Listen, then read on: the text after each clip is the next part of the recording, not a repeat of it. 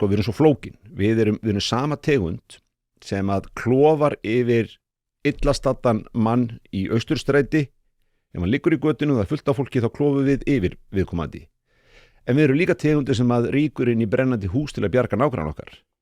Það er svo margt sem togast á í okkur og sem gerir okkur svo óbáslega heillandi viðfangsefni. Það sem mér finnst kannski skorta upp á, það er þegar maðurinn er farin að upphefja sig sjálfan og hafa þessa manneskjulegu sýn á sjálfan sig að hann sé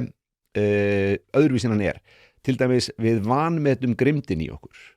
og þess vegna missum við svo oft þráðinn þegar við erum að tala til dæmis um hræðileg mál bara eins og heimilisofbeldi, kynferðisofbeldi og svo margt svona að þá hættir okkur til í að fara í það sem að í sálfræðinni kölluð sko stóra eignunarvillan eða grand attribution error að þá leggjum við einhvern veginn ábyrgðin á einstaklingin og nú er ég alls ekki að réttlæta á neitt hátt ábyrgð einstaklingsins en hins vegar þá megum við ekki gleyma því að ákveðnar aðstæður, ákveðið uppeldi og fleira laðar fram ákveðin einkenni í okkur